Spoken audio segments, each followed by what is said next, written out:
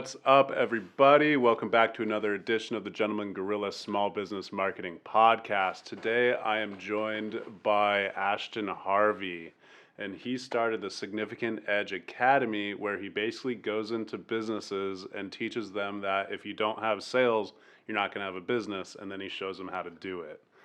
So, Ashton, thank you for joining me today. Can you please introduce yourself to the people, tell them a little bit more about yourself and the Significant Edge Academy? Yeah, well, thank you so much for having me. I really think this is a great setup. I think this is a great idea. I just want to say the reason why I'm even here is because I saw a message that you put out there. I want to say it was about a month ago or so about helping restaurant owners, right? And just for free, just wanting to help them out and get their marketing up to date. I firmly believe in adding massive value to your clientele, especially in this time during COVID-19. And so that struck a chord with me, and that's why I'm really excited to be here with you and your audience, because it seems to me that your mindset has always been with adding value.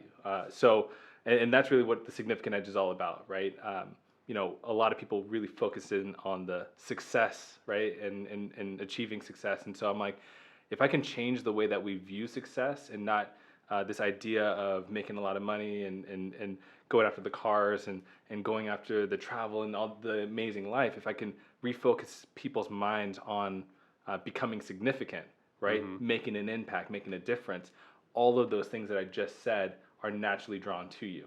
And so when I initially started the company, if that was the question, I'm so sorry. That's all right. But initially, it started with the idea that I want to help business owners create new innovative ideas. Okay. And bring it to market. What I started to quickly realize is that at the end of the day, you can come up with the best ideas, you can have the best, the best product out there on the market, but if nobody knows who you are and you're not willing to go out and sell it, that is the number one killer of businesses, and it kind of goes back to what you just said earlier. And so when you look at that statistic of 90% of small businesses go out of business, it's because they don't have sales. It's because they don't have a marketing plan. And most people who are like, I'm an entrepreneur and I'm a business owner, I'm the CEO, I'm the founder, whatever you want to call yourself. When you're starting your business, you're the number one salesperson. And so that's what has developed over the course of like the past year and a half, where I've been going into these businesses and they have these sales teams, and I'm like, the reason why you're struggling is because your sales team sucks. I mean, I'm not going to sugarcoat it, and most salespeople will not like a sugar. It's like, yeah, it's just not up to par. You're not best in class or whatever. It's like, no, your sales team sucks, and they're not given the right tools. And so it went from being this business course to being a course about how to be an elite sales professional. Okay. How do you close more deals in higher frequency in shorter sales cycles? And so that is what I do now. And the whole idea is that you make more money, you increase your income to increase your impact. That is how we survive in this world. That's how we grow as a business. And that's really what I want to hopefully bring to your audience today. So I love it. Okay, so yeah, let's definitely get into this. I've done sales for a long time, and I've recently, I guess, rediscovered sales. I think I really hated doing it for a long time because I did it for basically like the first 5 years of my professional career. Everyone was like, "Oh, you make a great salesman," and I was like, "Okay, well, I guess I'll do sales." And then after a while, you just get kind of burned out on it. And then I went more of the networking and branding route for a while, and just kind of almost like using nets instead of harpoons. Yeah, of course, yep. And I'm not gonna lie, it worked decently well. I didn't grow as fast as I wanted to, but I also had a very leisurely management style. But then COVID hit, and you lose 80% of your clients, and then you turn around and you go, oh, well, I guess we have to be more aggressive about getting business now. Yeah. So now it's doing all of the branding and networking stuff, but then on top of that, it's constantly be like, okay, well, time to ask for the close. If you don't ask for the money, you're never going to get it. It's things like a lot of big businesses, people don't realize, are always operating at a deficit, but they have strong cash flow because they have a strong sales system. Yes. Like Amazon fulfillment. I don't think they've ever been in the black. But Amazon is very profitable because of all of the other businesses that they own. Yep. That's interesting. I didn't know that. That's actually a cool statistic to actually think about. But Yeah, I think that the just if you take away everything that Amazon is and you just have like their fulfillment center, the product ordering, I'm fairly certain that it's never been in the black. interesting. Yeah, I know that ever. Uber was like that way. I know Uber is still that way. Yeah, Massive growth has not shown a profit for investors at all. yeah, but they still make money through Yeah. cash flow, Yep. and so they're able to employ people and still have a business. Yeah. I think that's a good thing to know, like especially with business, is that you don't necessarily need to make a profit to make money. But like there's three different sections. There's the profit loss statement, right? Then there's the cash flow statement, and then you have the asset statement, right? Hmm. Where all of them, uh, when you look at the like how healthy a business is, most people only look at the profit loss, right? And what you're bringing up is like you look at some of these bigger companies, right? Like Amazon, Uber, some of these big name companies, their profit loss statements suck. They really do, right? When you actually look at it, but then their cash flow is so great that it overlooks the profit loss that they have, and that's what shows the strength of the company is that cash flow, right? So Exactly. I it's really think good. that's why like McDonald's is so strong because they have the assets. Yep. Like they actually buy the properties. McDonald's is a property purchasing company. Yep. And then they build something that creates cash flow on top of that. Right. And then so that's just great. It's like or a Donald Trump. Why Yeah. people would be like, yeah, he's a billionaire, but he's also still in the red as a business. Right. But he owns over $1 billion in assets, Mm-hmm. but he had almost zero cash flow. That's So crazy. so yeah, so he would be cash poor, but he would have over $1 billion in assets in which he could trade at any time for whatever he wanted Yeah. and make Liquid. deals. But that's how Mm-hmm. he would get investors. Is Interesting. just be like, yeah, I have all of these assets. I'm worth a lot of money. I can make these projects happen Right. because of my leverage and influence, because of what I own as assets, even though Yeah. he had almost zero cash flow. Right. I think it's so funny we're stuck on this topic because you start to think like when you look at the three different pieces of paper, right? Cash flow, assets, and your profit loss. Hmm. Then you start to think, well, I'm like, well, which one's most important? You know what I mean? Like, and It's I the one that you can convince people is important, that's true. I was which about to comes say, back to sales. yeah, I was about to say too, in with a lot of big companies, big tech companies right now, uh, a lot of investors have a lot more faith in people that have cash right now, Hmm. right? And the people that are making sales, that are able to create sales, no matter how many assets they have or how their profit loss margins look or whatever, they're looking at how much cash do you have on hand. If all of it went away, right? And like, what is that recurring cash that's coming Hmm. in that's going to be able to keep the business afloat? And I think it also depends on the type of environment that you're in. Like, because I like to look at how healthy an economy is based off the stocks, right? And right now we're in this like standstill because we have no idea what's going on with this COVID-19 situation, right? But there are companies that are growing. Tesla, Amazon, ServiceNow, the company that I'm working with right now, growing, right? And Hmm. how do these grow? And it's because of the fact that in different environments, maybe like in one environment, the profit loss is more important. In another environment, like the one that we're in, cash is more important, right? Like what do you have on hand that would be able to help your business sustain in the long run if for some odd reason we have to go through another shutdown? You know what I mean? Yeah. So I think it's very hit or miss, but I guess the long story short, it's always good to focus on all three of them and making sure that all of them you can get as much as you possibly can in positive for each one. But I mean, I mean, that's really great. that's the goal, right? That's the goal. Uh, but I mean that's something you have to worry about way later down the road. But as a small business owner, it's good to with the amount of income that you have coming in, the profit loss is the most important one, right? Make sure that you're making a profit. Make sure that you're able to stay afloat. And Yeah, because as a small business owner, like a lot of times you're either not paying yourself yeah, or you're paying yourself way too little yeah, because you want to or you should be putting everything back into your business to grow it to a point where it's not a small business anymore. right. And so, yeah, that P&L statement, that's about as important as it gets because it's like, okay, well, I made $400 extra this month. Yeah. Do I buy something that I really need? Like, I don't know, like maybe need some new wardrobe because your shit's just getting worn out. Or do you turn Yeah. around and do you spend that on ads? Yeah. But if you're $400 in the hole, I mean, that might be a difference of 2 sales Mm-hmm. for a small business. But if you're $400 in the hole, Mm-hmm. then you're going into the next month a little fucked. Mm-hmm. So because that took away from maybe $400 in your ad spend that you could have done to get another 2 clients the next month. Yeah. So as a small business, that is such a fine line Mm-hmm. because a couple grand either way can make or break you month by month. Yep. And it's I think that's one of my biggest things I've learned is you don't really play by quarters in small business like you do in big business. Yeah. You're literally playing month by month. Yep. Like, okay, your biggest bills, like your overhead, like your rent on your office, Right. your labor. Labor always kills. I know way too many small business owners where like they need their employees, but then maybe they had a slow month in sales and then they're a week late on paying their employees. Yeah. But then guess what? Then they owe their employees again the next week.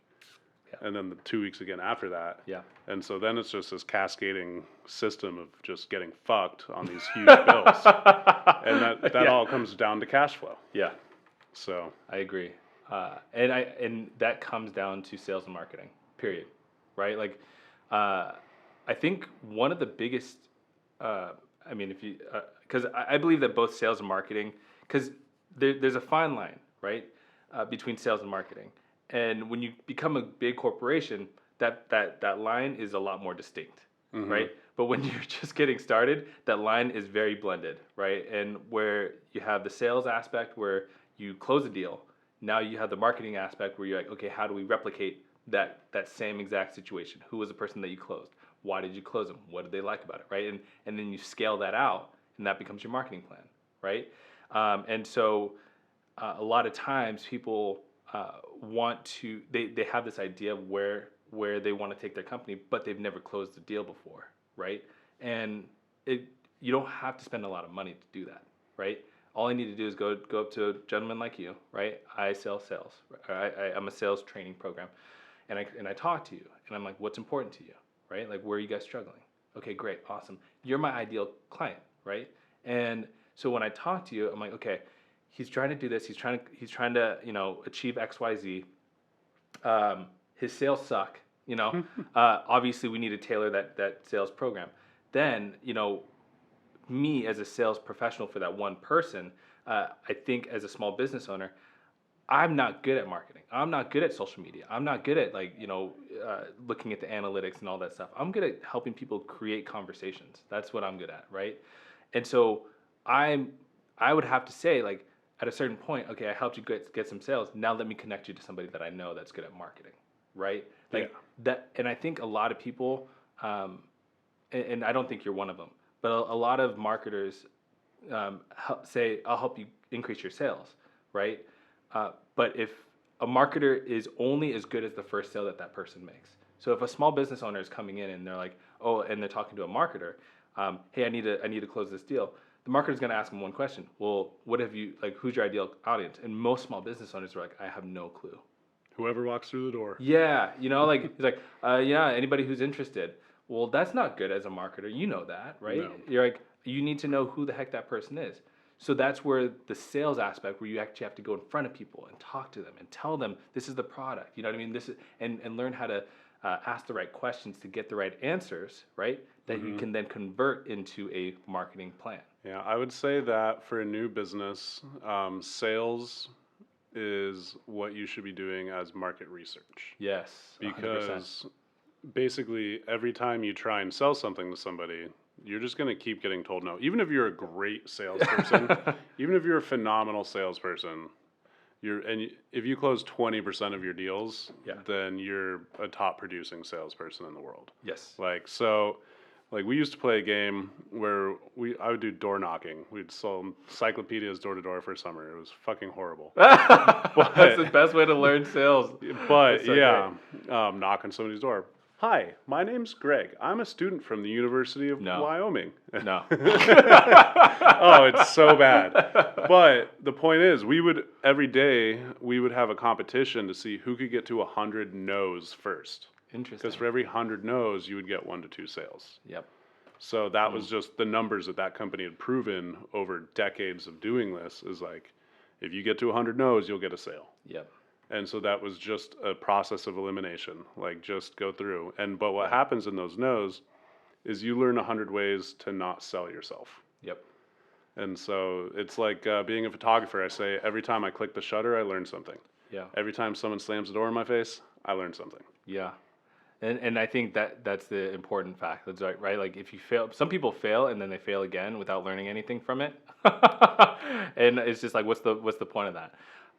And back to your main point, and I think that it's so hard. Sales is so difficult because so many people focus on the pitch, right? Like I got this amazing product, and I've seen it time and time again with a lot of even big corporations, right? When a new salesperson's getting onboarded, the first thing that they do is they start talking about this is how amazing our products are, and like this and the other, and you start having this mentality. I'm like, oh my gosh, yeah, like why wouldn't my clients want this?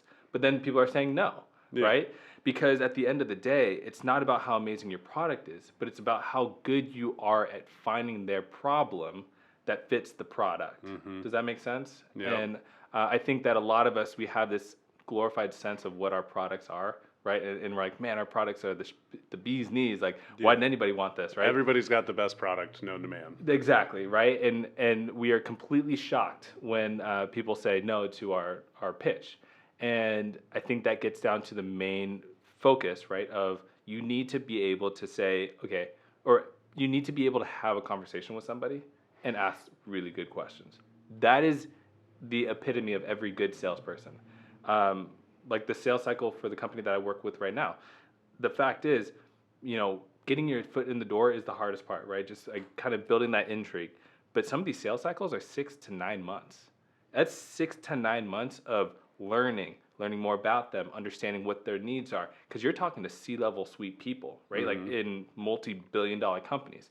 They're not going to buy something right off the bat. They're going to be like, all right, you're going to talk to the IT guy on the ground floor. What the heck is what's going on? What are you guys seeing? You're experiencing this.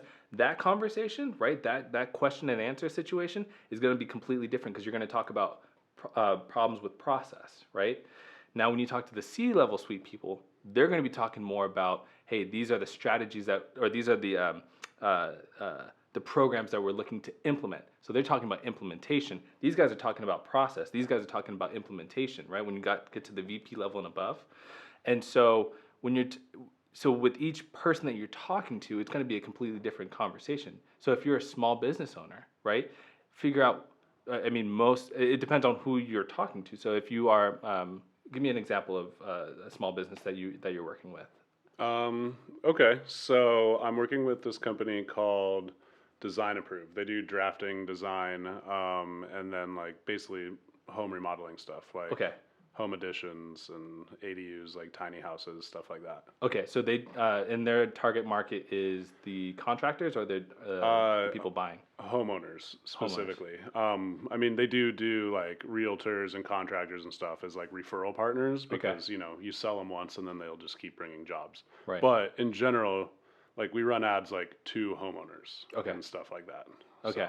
And so basically, when you were drafting all this up, what have you seen the biggest, or what has been the main focus for those homeowners and the ones that actually buy from them? So the big thing, so this company actually has a serious advantage because the owner came up with a very fast process, but basically they can get the jobs approved faster than anybody else. Oh, okay. And then because they're a drafting firm instead of an architecture firm, the costs go way down as well in doing the designs. Oh, okay. So it's actually it's as far as sales goes, he has a really good pitch. It's actually pretty nice. Good. But those are still two pain points. Yep. That he hits. Like, how long is the job going to take? Like, how long are these people going to be in my fucking house? That's the question. Like, okay, yeah. Nobody, like, if you got contractors in your house, like that's 6 weeks of like you got to pay attention to what's going on. So if you can take that from 6 weeks to 3 weeks, that's a huge sell.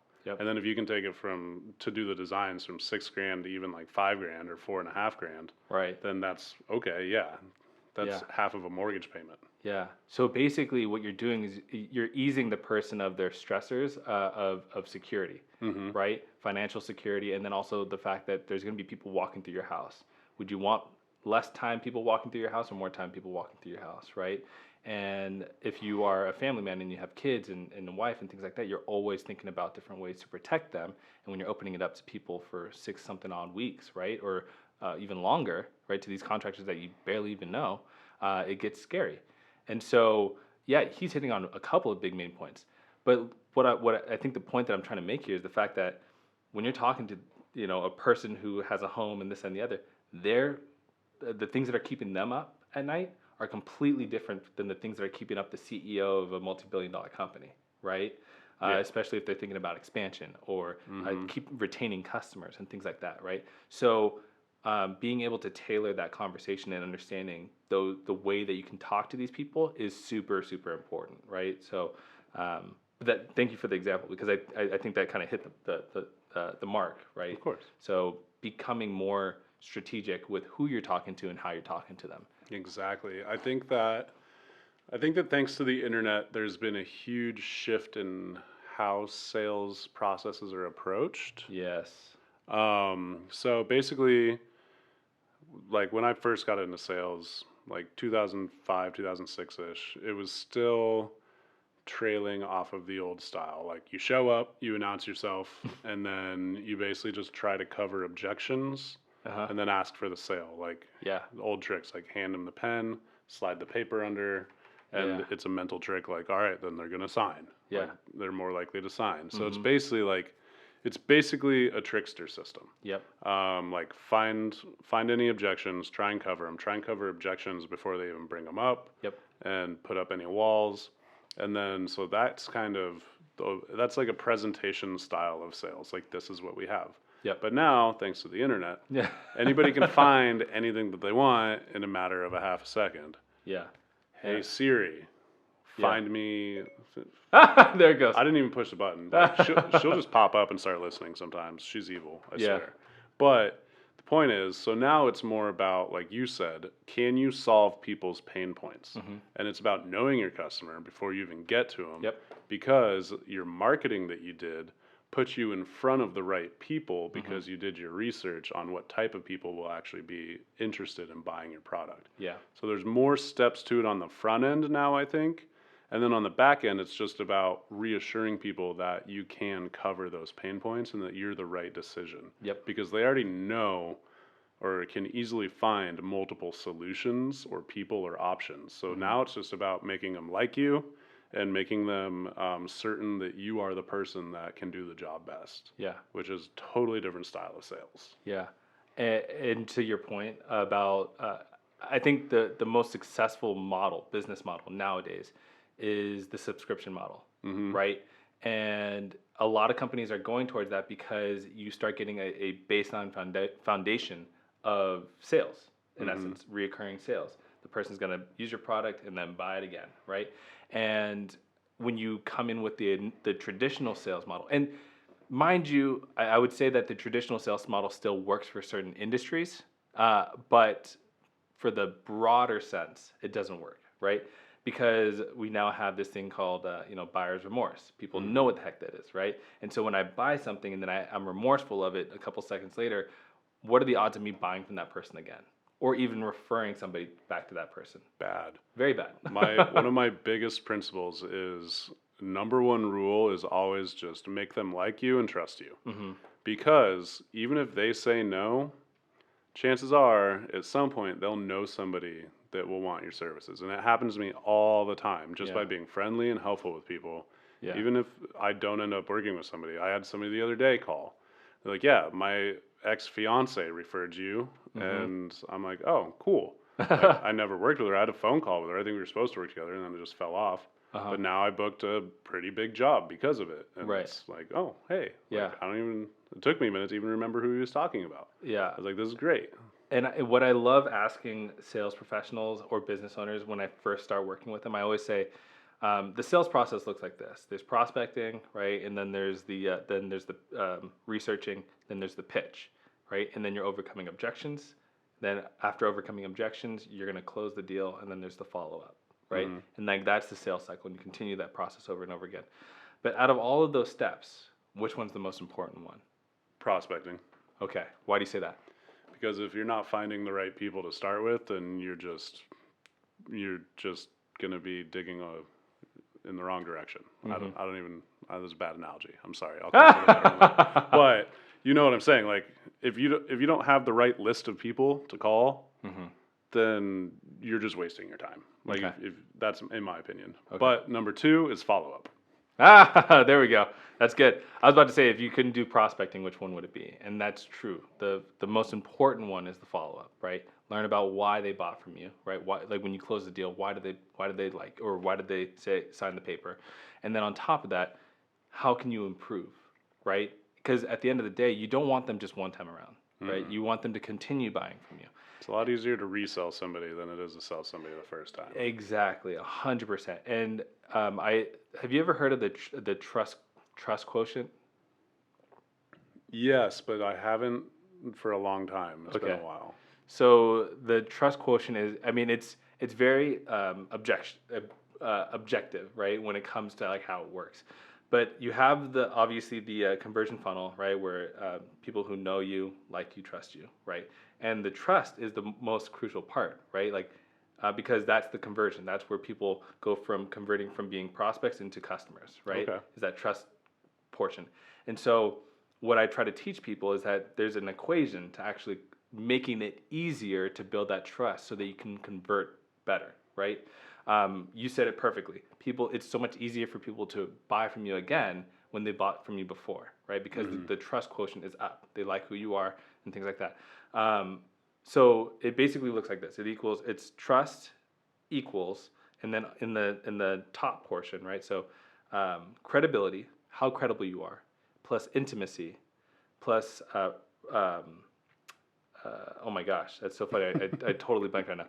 Credibility, intimacy, and reliability. Yeah. Okay. And so basically, how credible are you? Like, if you're a doctor, do you have a PhD? Like, you know what I mean? Or you're a physician, do you have a PhD?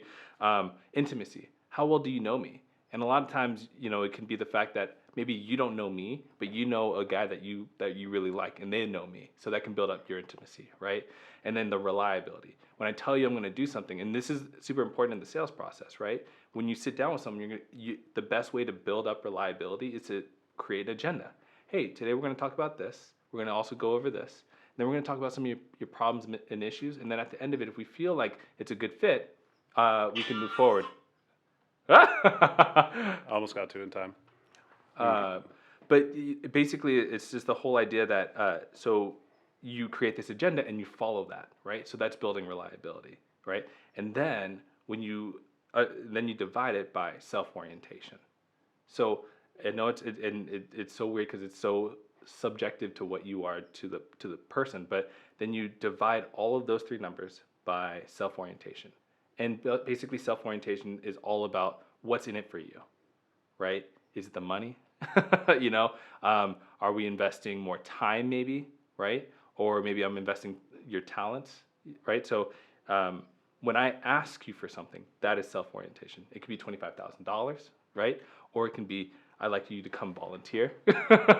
Or it can be, I'd like for you to come spend some time on a podcast with me, right? So whatever that self-orientation is, it's always whatever is going to be coming back to you. So you want to make sure you have high credibility. You want to make sure that you have high intimacy, and you want to make sure that you're reliable. And that's what increases trustworthiness, which then increases conversion. Does that make sense? It makes perfect sense. Yeah. In the end of the day, first of all, after this, I want to, if we have time, like actually write this down. I love this. I think I want to use that. But it's all about creating trust in your book. Yep. How do you trust the person that's selling something? How do you trust the product or service that's being sold? How do you trust the company behind them? How do you trust the referrals? Like, are they even real referrals? There's so much that goes into building trust because, I mean, for a long time, I think that it was just a lot of bad people running around scamming people. That's still happening to this day, unfortunately. It is, but also people are more aware of it now. That's true. Because I think it's just an evolution. It's like like cold calling people at 6 p.m. during dinner used to be a thing that worked. Right. And now, like everybody grew up doing that, and now it's just like, nope, not even answering the phone. Yep. Like we have silence for a reason, or a silent option. Yeah. Like it's just a constant evolution. And then there's always going to be people out there doing it. Like now it's like text messaging, Yeah. which is highly effective, but there's also they're either going to buy from you or they're going to fucking hate you. Yeah. So if You have to use it right. yeah. So it's a fine line to walk. Because I mean, at the end of the day, marketing. If you're good at marketing, then you have a powerful control over manipulation of people. And if you don't use that properly, then you're just a bad person. Yeah. Like it's very easy once you understand how, because every human brain is manipulated very easily. Oh yeah. And like once you understand how people are doing it, it's even more frustrating when you recognize somebody's commercial doing it to you. Right. And you're like, I know what you're doing to me, and it's still working. Yeah. Yeah. I was even going to say to that point, because you brought up a lot of key points, especially in sales, and I think in marketing, is that at the end of the day, every strategy that's out there has a shelf life. Every single one of them, right? So if you're learning something from like 5 or 6 years ago, you're already outdated, right? Like the things that kids are learning in school are outdated every single like 2 years or something like that, right? Because something new is coming out, right? And to the point of what you just said, right? Initially, the fact is, with let's say calling somebody at 6 o'clock, that used to work, right? Because you're at home with the family and you're calling and you're like, hey, don't mean to bother you. I know you're having dinner with the family or whatever. But now it's like people know when it's not a number that they realize you're getting hung up on, right? My phone even says potential scam now. Right. Like it's wonderful. That's my favorite thing. And so that strategy doesn't work anymore, right? Especially in this new age. And I think that's where when I come back to the Significant Edge Academy, the Significant Edge is finding ways to innovate your processes, right? When you look at Uber, they took a process and they innovated it and they made it better. And that's why they're quote unquote successful by their cash flow, not their profit loss. Oh But, yeah. Like they totally decimated the taxi cab industry. but the taxi, I'm not even going to go down that, but like the taxi cab industry is so powerful that they were able to sustain and actually lobby against a lot of certain things, right? Like Uber is not allowed to pick up right in front of the airport anymore. You have to be like picked up like somewhere off, whatever. So just stupid things like that, right? But anyways. Yeah, then you're just getting into business warfare tactics. Yeah, exactly. So that's maybe another podcast or something like that. We should definitely do more podcasts, especially because we only got like 15 minutes. This is a busy man. He's like, you get an hour of my time today. And I was like, oh man, I want to talk to you for like 3 hours. Anytime you want to talk about sales, I'm all game for like a whole day conversation. I love it. I think, and we're in a day and age where information is pretty prevalent out there, and I think doing things like this and sharing my knowledge is one of the key ways that, I mean, self-orientationally wise, gets my name out there about what I do and how I can help people. And I think at the end of the day, my hope is that people don't need me, right? Long term, but they trust me to work with me anyways, right? Yeah. And I think that's the ultimate goal for myself is really to be able to mentor people not only in sales, but how can we take that money and flip it into making an impact? And so that's my real true passion. Yeah. So I already know. So he has this wonderful project that he's starting called Yellow Threads. Get off of the sales for a little bit, but you just said that starting an impact, which I think is very important. And I think we have just enough time to really like kind of dive into this. So Yellow Threads. I mean, I guess you can explain it best. So. Yeah. So basically, I have to say that my wife came up with this idea. She is the CEO of the company. And definitely give her the credit then. Oh yeah, 100%. She and I give it to her because she is the epitome of what an entrepreneur and how businesses get started, right? So a little bit about Yellow Threads. We're a clothing company that manufactures fashionable and medically functional clothing for people that are undergoing either chemotherapy or infusion treatment, right? In essence, we create these really cool clothes that look normal, right? But also serve a medical function. I would have never thought about this. I promise you that. I would have never thought about this. But my wife saw, and not to get like too graphic, but like, at the time I was 25, she was 24. She had a patient who came in who was 22 years old, stage 4 metastatic breast cancer. She had 6 months to live, right? She just lost her breast, mastectomy, was losing her hair, and obviously her body's fighting against her, right? And she came in and she was wearing like this really baggy sweatshirt, and my wife just asked her the simple question, "Why are you wearing this sweatshirt?" Right? And it's not flattering. She doesn't feel good in it, right? It's her chemo shirt, and she said, "Well, it's the only shirt that I have that allows you easy access to my port, because what they used to do is they used to tug and pull at their neckline to gain access to their port in their upper chest." And so my wife is like, "I think that's totally unfair. I don't think that any person should ever feel like they can't feel good while they're going to their chemo treatment, right?" So we literally were living in Minneapolis at the time, and she had this idea, and she said, "What if we created something cute and we modified it so that it made it easy access to these ports?"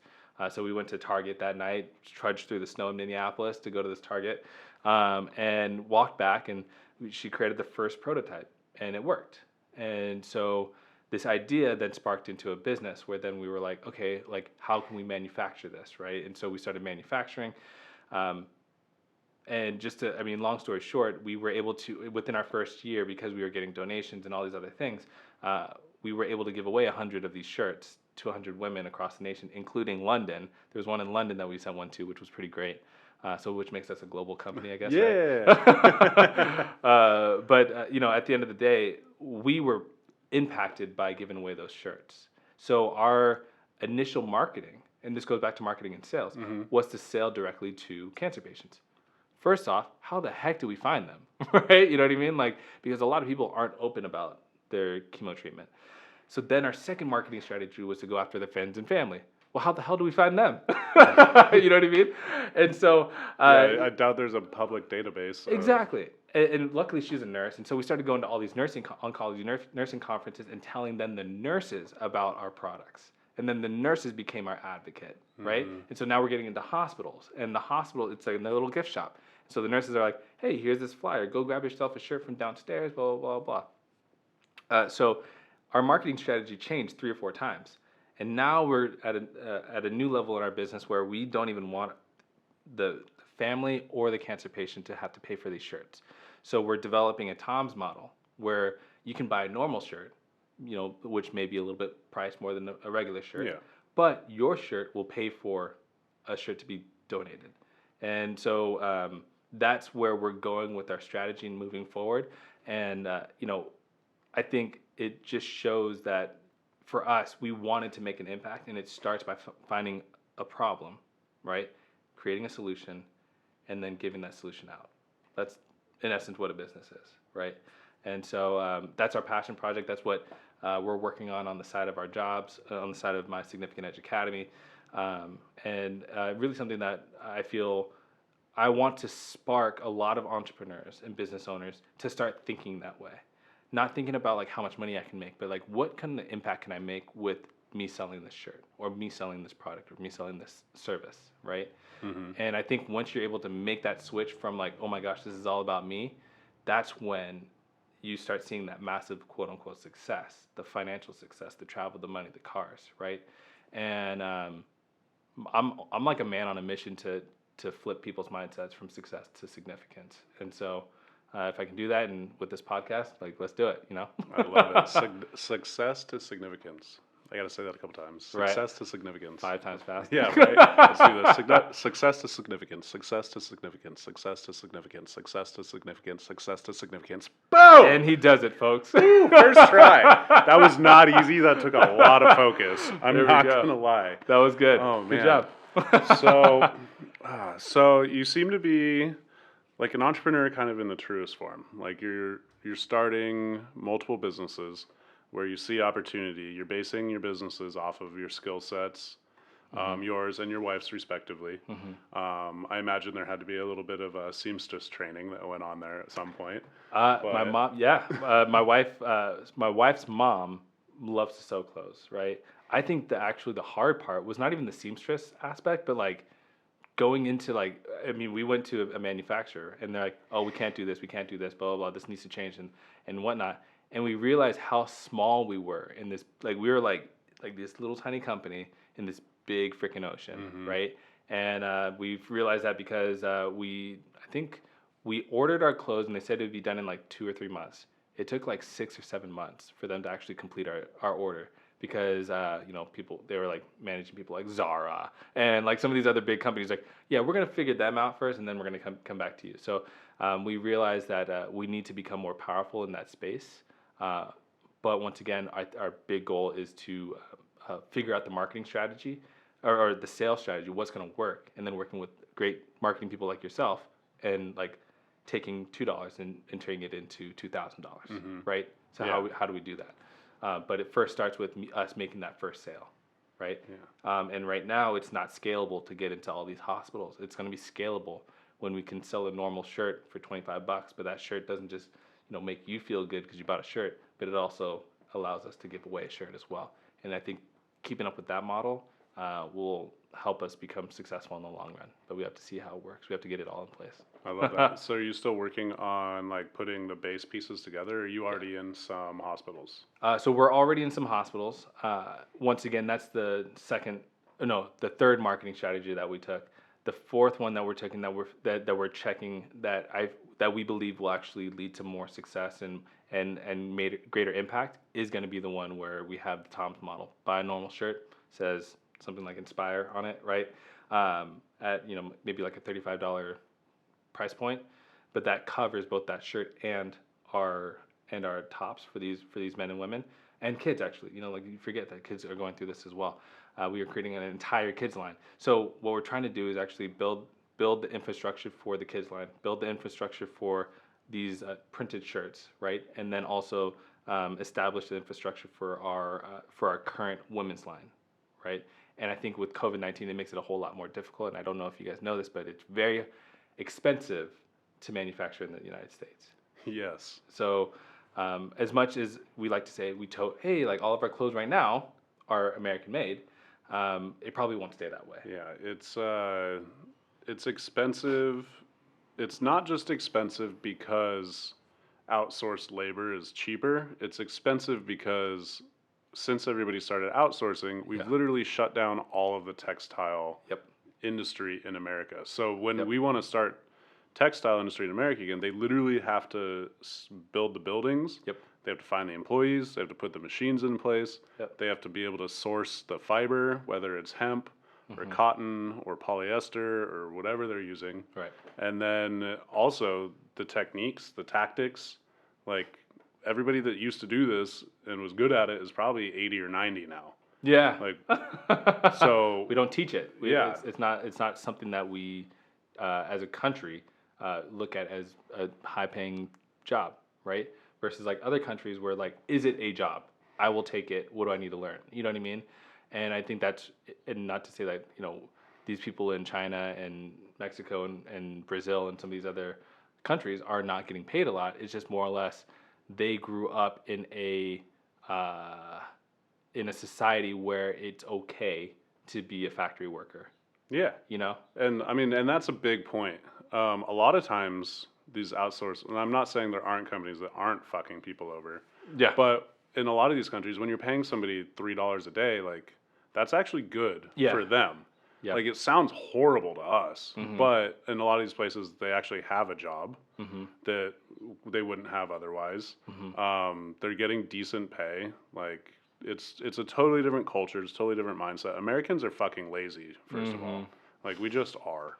And we're soft and we don't know what hard work is. We don't know what real life threatening situations are. For the most, there's some cities that are pretty bad.